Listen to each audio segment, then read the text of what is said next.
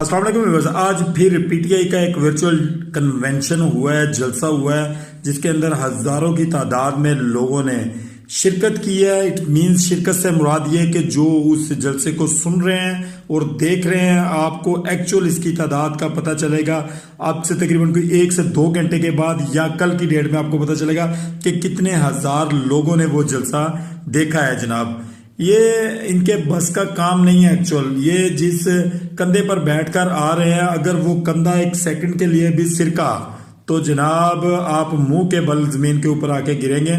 और दूसरी जनाब पीपल्स पार्टी जो आसफ अली जरदारी साहब हैं, जो इस वक्त खामोश बैठे हुए हैं, यहाँ पे आज आप ये लिख लें कि वो पीपल्स पार्टी भी नून लीग को 8 फरवरी को जो है सरप्राइज देगी और नून लीग जो है वो ये चीज हाथ लगा के चेक करेगी कि उनके साथ ज्यादती कहाँ से हुई है और ज्यादती किसने की है और किसने करवाई है। जनाब